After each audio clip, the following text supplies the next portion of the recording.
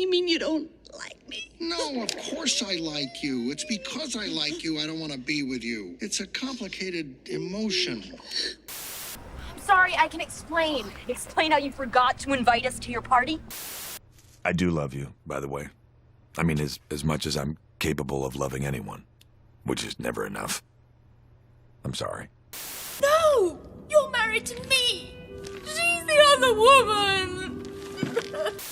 You were a wonderful experience. You were everything. Quick question. Have you ever felt overlooked, undervalued, or like a placeholder? Like you're unchosen in relationships? Like people only value you when it's convenient? This could be a friend, family member, a partner, or anyone else in your life. If it feels like you're always picked last or not at all, this video is for you. Welcome back. My name's Tiara, and on this channel we glow up internally and have fun doing it. And one thing about me, you guys, is that every October, something happens to me. Something revealing or transformative, it happens. And this October in particular, I recently just found out that my ex-situationship has a new girlfriend. And I'm gonna be really honest, at first I literally felt nothing. I was looking at them and I was like, this does not faze me at all. But then a day or two later, those old core beliefs that I've worked so hard to overcome, those old feelings started to like creep back in. Those thoughts of like, I'm not gonna be good enough to find love, or everyone always leaves me. It's weird how the past can sneak up on you like that. And one thing that I'm learning is that setbacks do not erase your progress. I look at them more as just like reminders of where we still need to grow. Now, I know that I have this self-love channel and I'm always giving advice on here and hoping that it resonates with people, but I am human, okay? At the end of the day, I even struggle to sometimes take my own advice. And when I saw that my ex had moved on to someone else, I started to question, I started to ask myself, well, why wasn't I chosen? If you feel like you're always picked last, then it's time to look at those beliefs about yourself that could be holding you back. Because it could have been so easy for me to just be like, well, my ex is so avoidant that he's bound to sabotage the relationship with this new girl eventually. But staying a victim and labeling people and rationalizing their behavior doesn't help you grow. It's not helping you. It's not serving you, because their choices don't define us. It's easier to blame someone else's flaws than face the deeper questions. If being picked last feels like a pattern for you, it might be a sign to look at your limiting beliefs like a mirror. Ask yourself, why do I keep putting myself in situations that make me feel unwanted? Why does this keep happening? Do I feel safer with inconsistency and unavailability because that's what was familiar in my childhood? Our minds usually cling to what feels safe for us, even if that safety is what's keeping us in pain. But if you want to heal, you have to be self-aware. Like when I saw my ex and his new girlfriend, one of the first things that came to my mind once those old core beliefs started to creep in, I was like, how come I had to beg to be chosen and be a priority for him? How come I was always begging and always felt like I wasn't getting what I wanted? But then he's giving it to this new girl so effortlessly. He's showing her off, and all I wanted to do was be shown off. How come she's getting it and I didn't get it? It's just no fair. My princess never comes. I'll never get anything I wish for. Lot of ways. But then I reframed it. I started asking myself, why was I investing so much time and energy in something that wasn't being returned? Why was I fighting so hard to be with someone who showed me and had no problem showing me that I wasn't valued and that they didn't want me? Do you know how that feels? So what? It's not like you guys are even dating. Why are you choosing people who aren't choosing you? I saw this quote by We the Urban that said, someone's inability to see your worth does not diminish your inherent value. You may not be able to change the past, but you can learn from it, and you can know what to do differently moving forward. You can figure out how to break the cycle. You can't force anyone to love you, and you can't force anyone to receive your love, but you don't have to be perfect to receive love.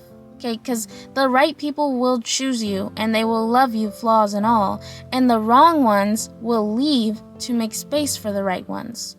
When you think that you're always picked last, you need to remember that you're also doing the choosing. You are also choosing, so stop giving away your power. Make yourself unavailable to anyone who doesn't see your value, okay? Because your value doesn't fluctuate based on another person's perception of you or how another person sees you or how another person recognizes you. I feel like I just said the same thing 3 different times in just like 3 different ways, but I hope you get what I mean. I used to fight to be chosen, but one thing that I'm learning is that if you really want to live a fulfilling life, then you have to choose yourself every single day. Like, bro, you literally have so much life left to live, and I feel like a lot of the time when we're asking for something, it's so small in comparison to what God or the universe has in store for us. Like, there are so many new opportunities and relationships and experiences that are waiting for you. It's like that saying that's like, there are seats waiting for you at tables you haven't even seen yet.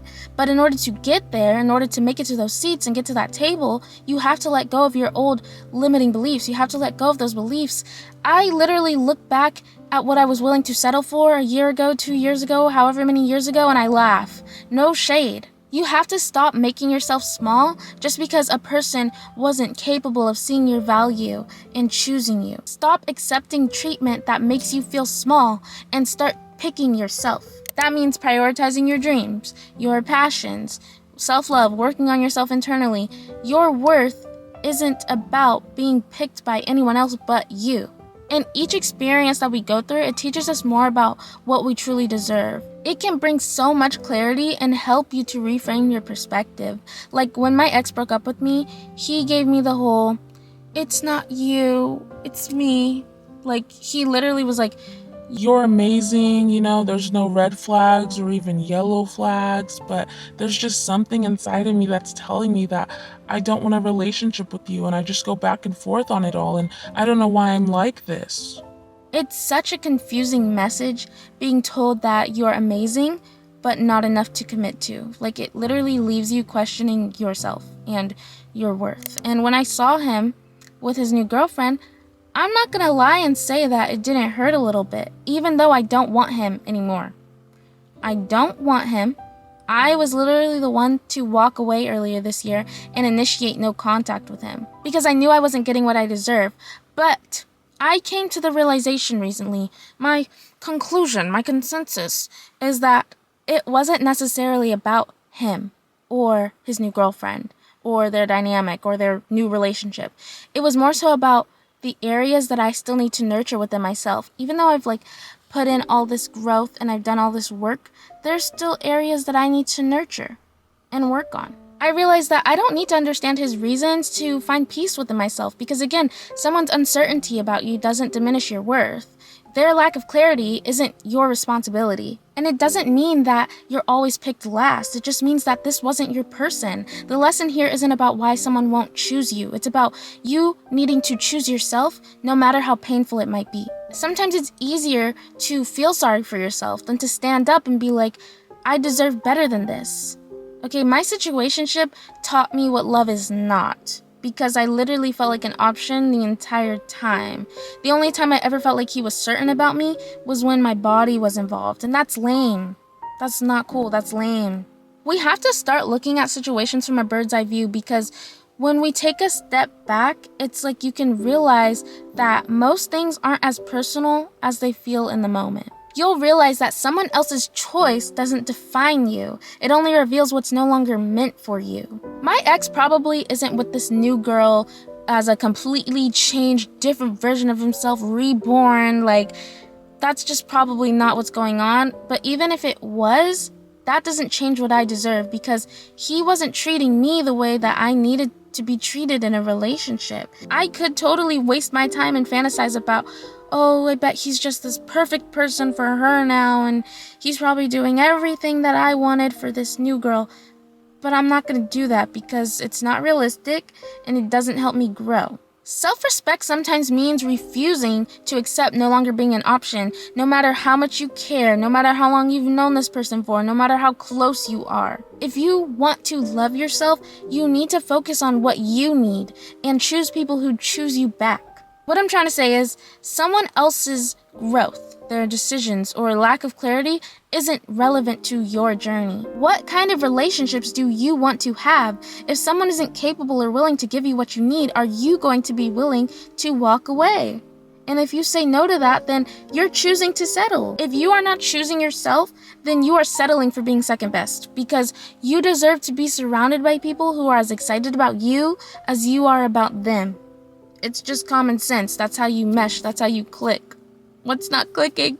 What's not clicking? So if you feel like you're giving everything to someone who isn't choosing you, you have to let them go so that you can find the person who will naturally give you what you deserve, who will naturally prioritize you and choose you. Sometimes things don't work out because they just weren't meant to, and it's that simple. Like, you don't need to overcomplicate it. You don't need to feel ashamed of yourself or the other person. Take me, for example, like I saw my ex move on with someone new. I saw him with a new girlfriend. I spiraled for a few days. I looked inward, then I worked through it, and I came out stronger. That event is literally what inspired this video, and I hope that it was able to inspire you. I want you to start choosing yourself first instead of settling for being last. Better things are ahead for you. They are. You just have to claim it, and you have to start allowing them to find you. You have to allow them to find you. And how do you do that? You do that by choosing yourself first. Thank you so much for watching. If you like this video, prove it by giving it a thumbs up, and leave a comment below if you are also working on choosing yourself first. I want to be able to support each other in the comments, and I really want to support you. Okay. I'm about to cry. I'm lying. I'm so hungry right now. Like, I'm about to go eat. I feel like the backyardigans when the tummy grumbles and they're like, it's time for lunch. Like, it's time for lunch. So I'm going to go get lunch, and I will talk to you next week. Bye.